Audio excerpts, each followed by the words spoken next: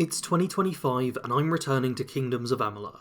Mostly because it's just a game I really love, but also because my Amalur in 2024 video was one of my most consistently viewed videos last year, not to mention the nice number of subscribers it gained the channel.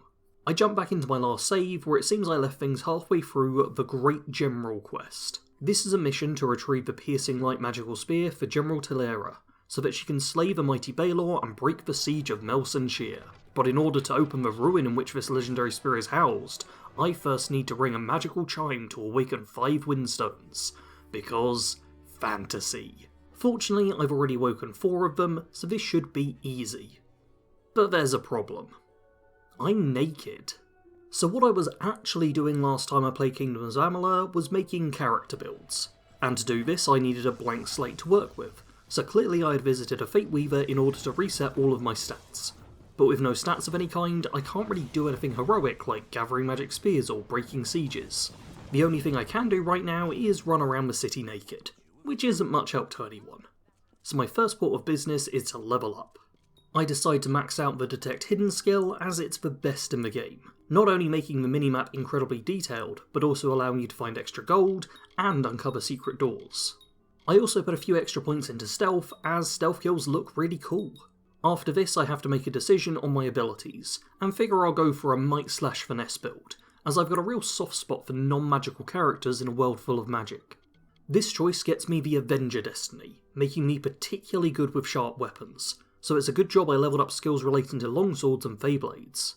With my levelling all done, I now need to actually get my hands on some equipment. I've got a home back in the Webwood, so travel there and rummage through my stash gear for something suitable. But there's some bad news. It turns out my stash equipment all kinda sucks. My armour seems to be a couple of tiers lower than I'd like, and when it comes to weapons, things are even worse. My Feyblades are technically powerful artifacts, but only for level 1 characters, meaning they stopped being powerful about a dozen levels ago. And in terms of longswords, I have nothing. Not a single sword of length stashed away at all. This won't do. There's no way I'm going to make any headway on my quest with equipment this week, so I guess it's shopping time. I head back to the big city, visiting the weapon merchant to see what she's got in stock.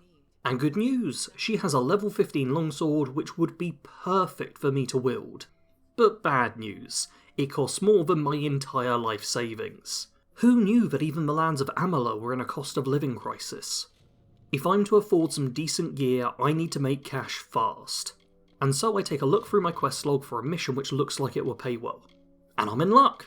The Unlucky Charms side quest talks about a rare amulet being stolen. If I can retrieve that amulet, then I can either give it back to the rightful owner for a reward, or fence it myself if it looks valuable enough.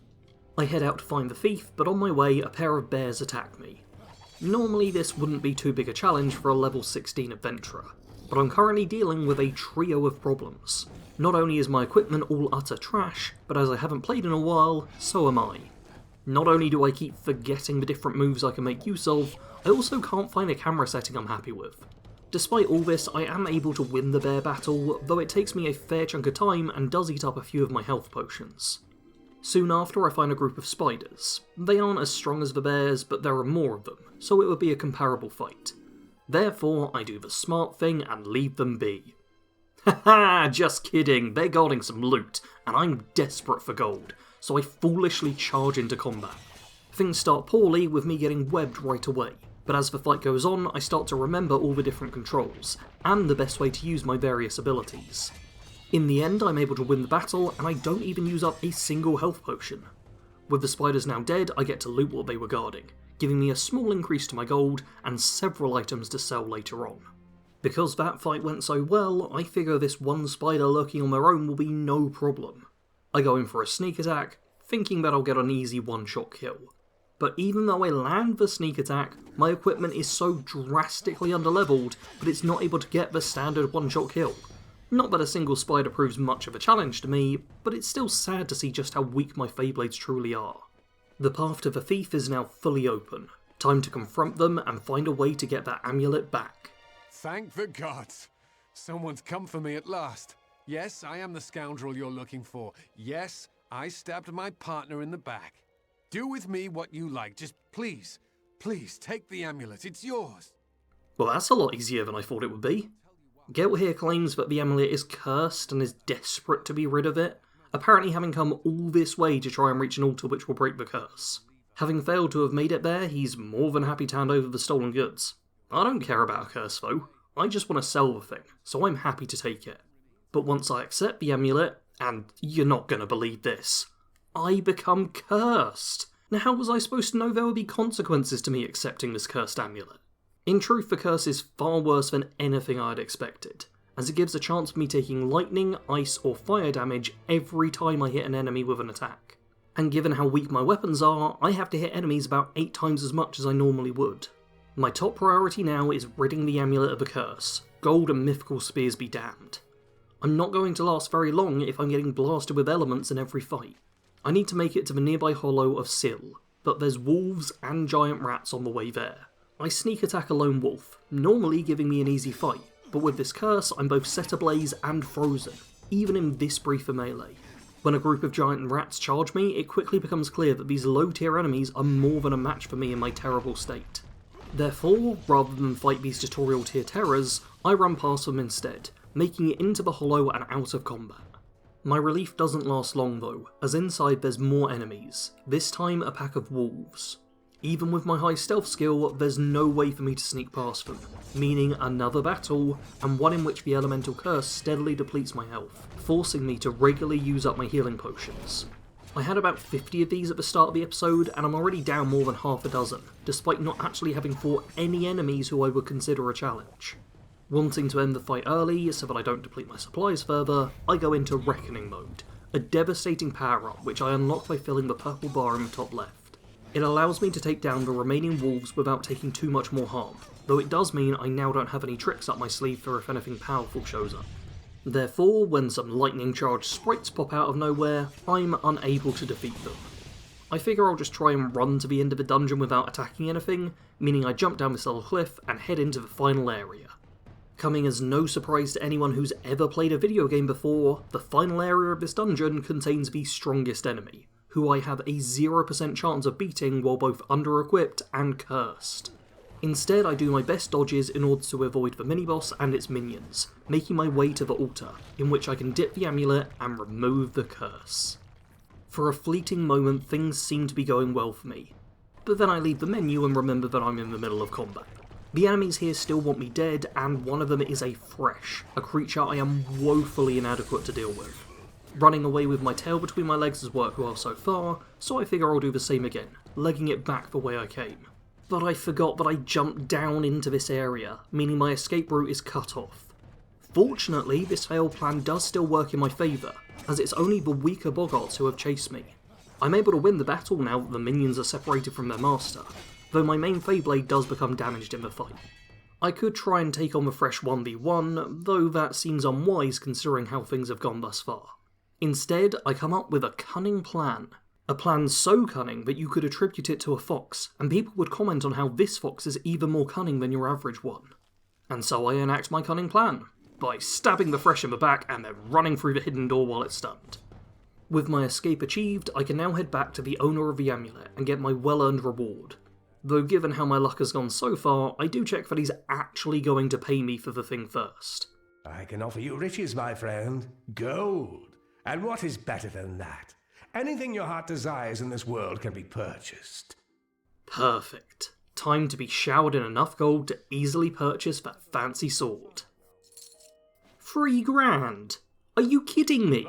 I'm still about 20k short of what I need just for the sword alone. I need to make a bunch of money fast.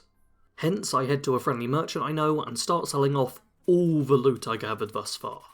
While selling this loot, I notice that I'm carrying around 23 Freeman armbands, which feel like they should be turned in for a Radiant quest somewhere. I know the Freemen are basically Amalur's version of bandits, and I seem to recall that the Wall Swarm fight them a bit, so head to their keep in search of someone who I can turn them into, but to no avail. My memory has clearly failed me, but a quick Google reveals that a guy named Finwick Ivor accepts them, and he lives in the town of Ayton, which is a place I've been before. Therefore, I'm able to fast travel over and turn them in for about 10 times what the amulet got me. If I had known how things would turn out, I would have just done this from the start.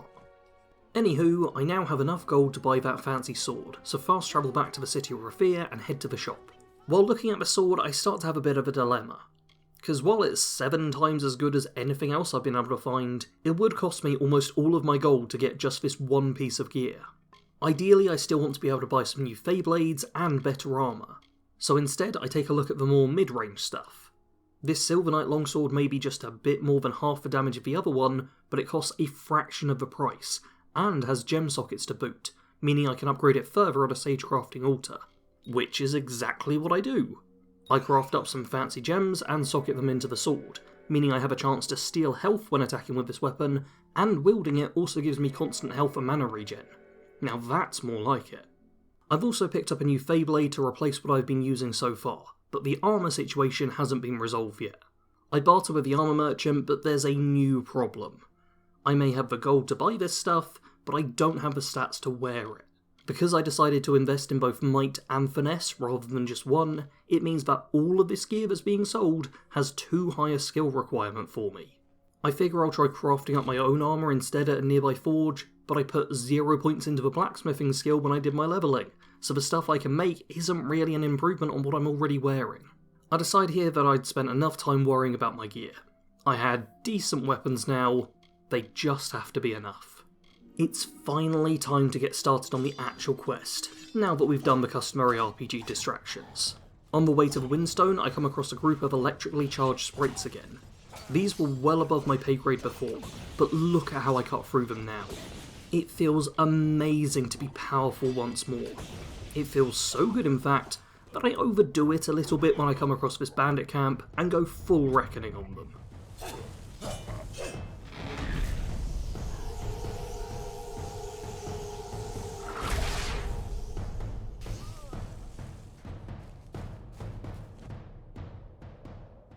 Should come as no surprise that I make it to the Windstone without much trouble, and once at the location, all I need do is ring the chime. Though as I do this, a mighty Niskaru tyrant appears, supported by a blood hunter. These may be strong foes, but the Windstone seemingly topped my fate meter back up, allowing me to go back into reckoning mode and slay the tyrant with style.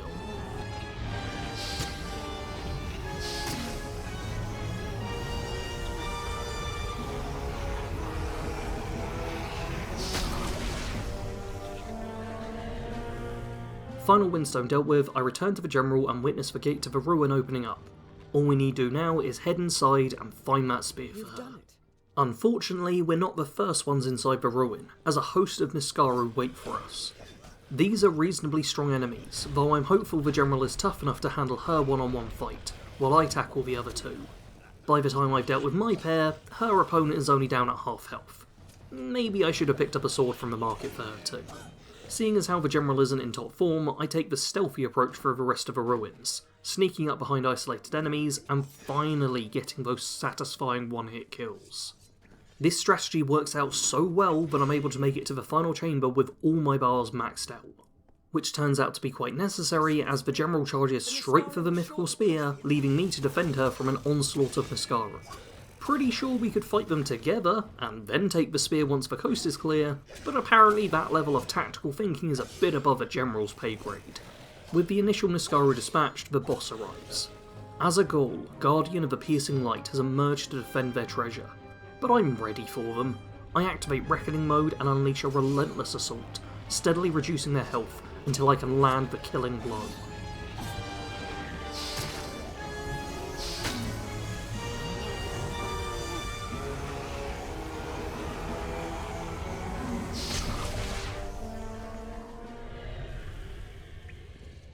And with the Guardian dead, the General is now able to pry forth the spear from the stone.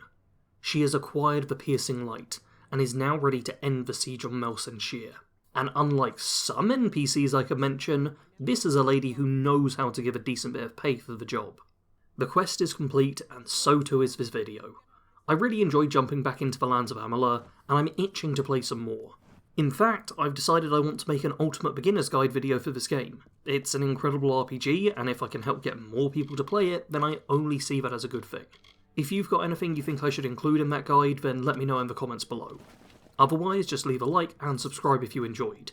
And maybe check out channel memberships or my Patreon page if you're interested in supporting further. As always, thanks for watching. Sarge out.